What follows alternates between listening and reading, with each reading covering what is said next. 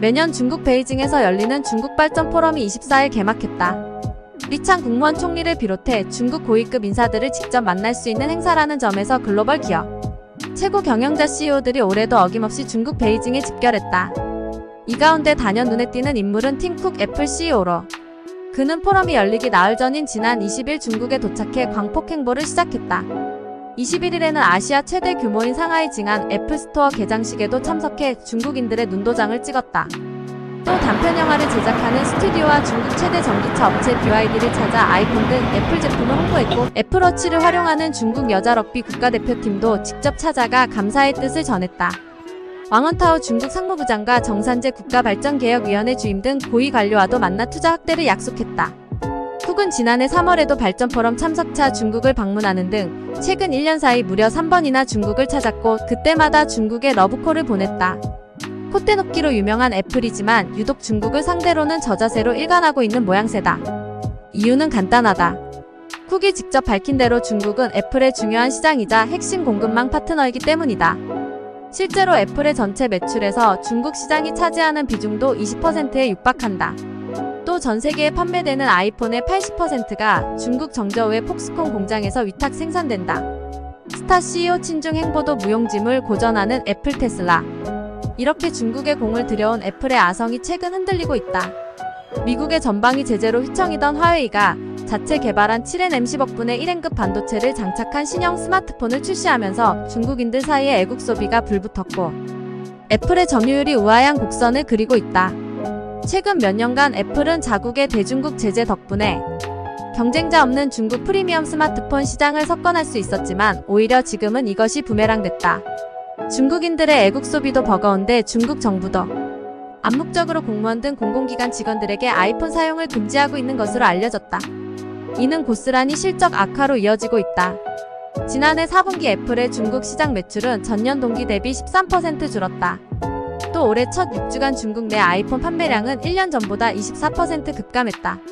반면 화웨이는 같은 기간 매출이 64% 늘었고 시장 점유율도 9.4%에서 16.5%로 2배 가까이 늘며 애플을 뛰어넘었다. 세계에서 가장 몸값이 비싼 기업의 CEO도 문턱이 닳도록 중국을 방문할 수밖에 없는 상황인 셈이다.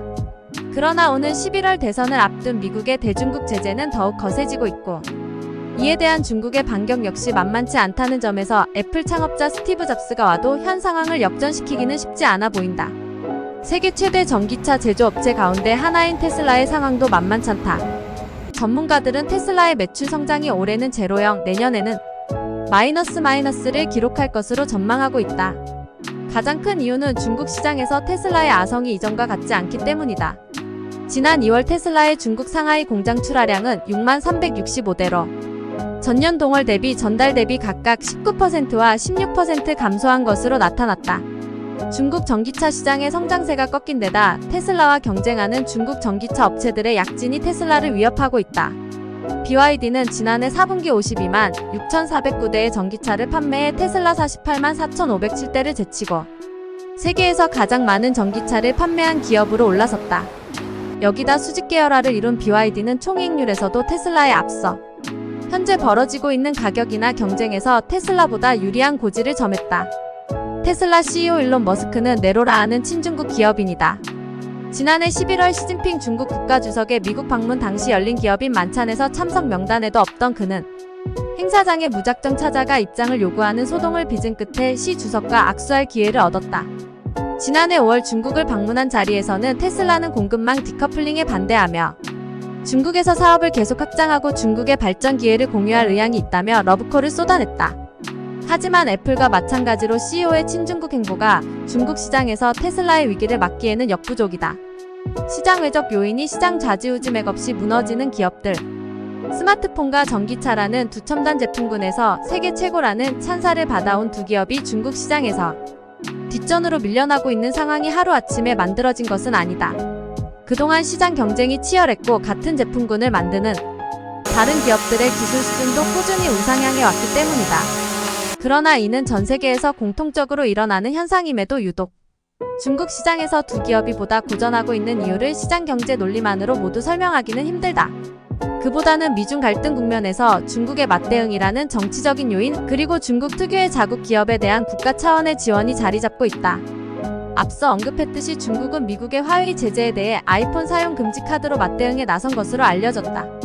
중국 정부는 이를 부인하면서도 우리는 최근 상당수의 매체에 애플, 휴대전화의 보안 관련 사건이 나온 것을 확실하게 봤다. 마오닝 외교부 대변인며 아이폰에 대한 적대감을 드러냈다.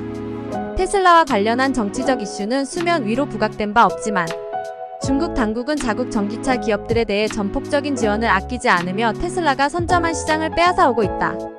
이를 두고 베이징의 한 소식통은 BYD는 소위 당성이 좋은 기업이라며 BYD의 급성장 배경을 설명하기도 했다.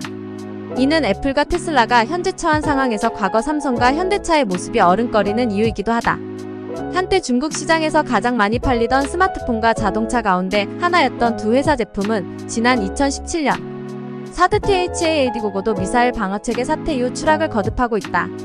20%에 육박했던 삼성 스마트폰의 중국 시장 점유율은 현재 1%대에 머물고 있고 한 해 176만 대나 팔리던 현대차의 판매량은 30만 대 수준으로 쪼그라들었다. 이를 단순히 사드 사태 때문이라 단언할 수는 없지만 두 기업이 휘청대는 사이 당국의 지원을 등에 업은 중국 업체들이 빠르게 시장을 점령해갔다.